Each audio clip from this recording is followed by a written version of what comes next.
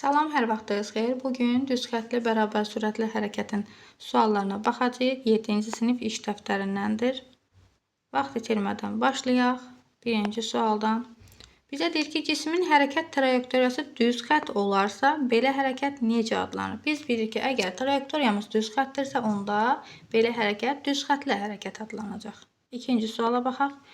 Düz xət üzrə hərəkət edən cisim bərabər zaman aralıqlarında bərabər yollar qət edirsə, belə hərəkət isə düz xətli bərabər sürətli hərəkətdir və biz bilirik düz xətli bərabər sürətli hərəkətdə V bərabərdir konstant olur, yəni sabitdir sürətimiz. Və düz xətli bərabər sürətli hərəkətdə nə olur? Zamanlar da bərabər olur, yollar da bərabər olur. Növbəti suala keçək. Düz xətli hərəkət edən düz xətli hərəkət adlı 3 dənə nümunə göstərək. Birinci məsələ, qatarın düz yolda hərəkəti. İkinci nə ola bilər?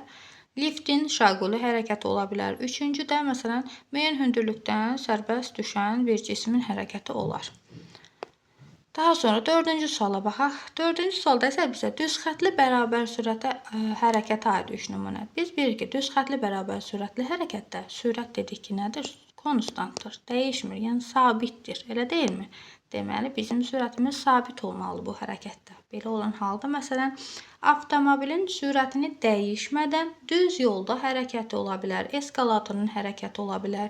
Məsələn, sabit sürətlə uçan dronun hərəkəti də deyə bilərik. Çünki sürət sabitdir və düz yolda deyirik də, yəni düz xətli bərabər sürətli hərəkətdə hərəkət istiqamətimiz düz xətli olmalıdır və sürətimiz sabit olmalıdır. Daha sonra riyazi ifadələri onların izahını uyğunlaşdırın. Baxaq. Burada görürəm ki, L bərabərdir V-dir. Bu nədir? Yolun düzdürdür. Yəni biz də buradan başlayaq daha doğrusu. Yer dəyişməyə görə deyir, sürət sabitdir. Biz bilirik ki, yer dəyişməyə görə sürət sabitdirsə, yəni V bərabərdir. Onda nə olacaq? S bölünsün, S vektorial bölünsün T olacaq. Burada indi yer dəyişməyə istədiyi üçün, məsələn, biz yer dəyişməni tapanda S bərabər də VT şəklində olur. Əgər tapmağı bilmiriksə, biz bilirik ki, çarpaz vurmalıyıq da.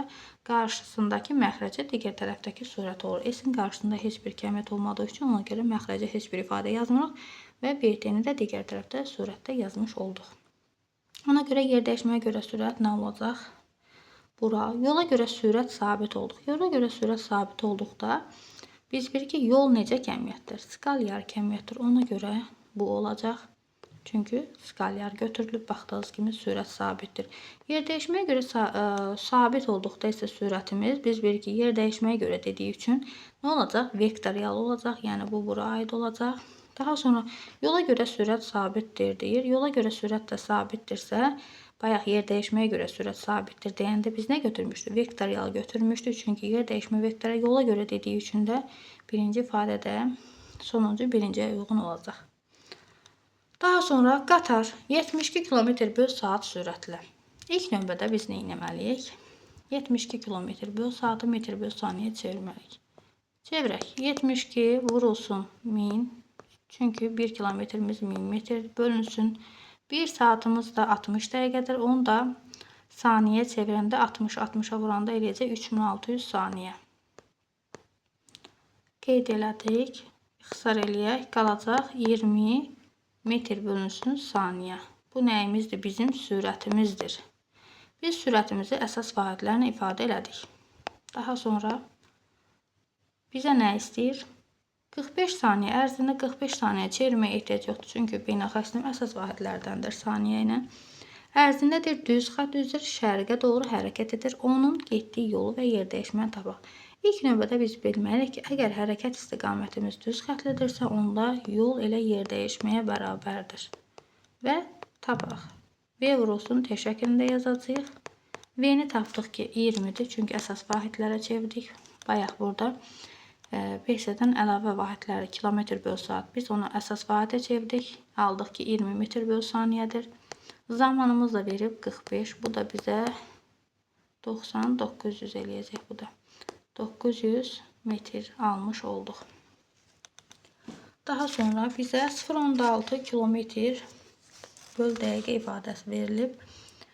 Sürətlə düz xətt üzrə hərəkət edən cisim 0,1 saat ərzində deyir nə qədər yol gedər. PSD vahidi ilə ifadə etdirir. Yolu istəyir. İlk növbədə yenə sürəti tapaq. V bərabərdir 0,6 vurulsun. 1 kilometrimiz 1000 metrdir. 1000-ə vuracaq. Bu səfər saatla yox, dəqiqə ilə verir. Ona görə 1 dəqiqəmiz nə qədərdir? 60 saniyədir. O da nə eləyəcək?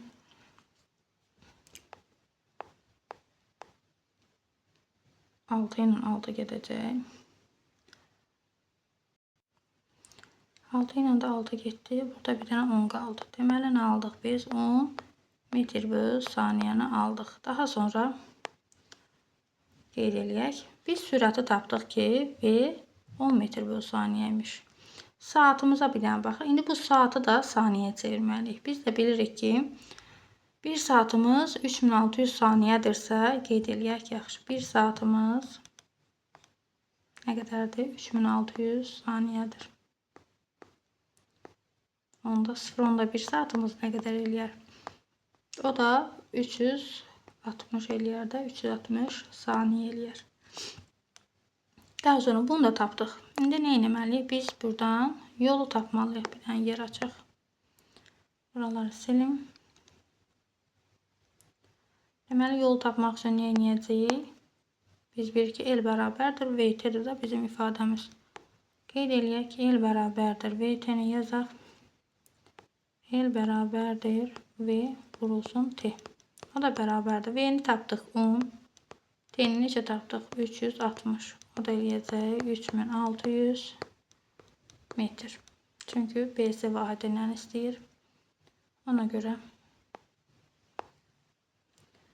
Daha sonra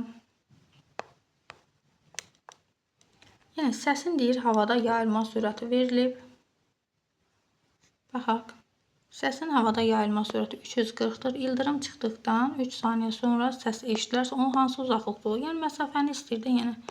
Yenə ifadə elə L bərabərdir VT şəklində olacaq. V 340-dır və o da 3 saniyədir. O da nə eləyəcək? 10.020 yəni metr.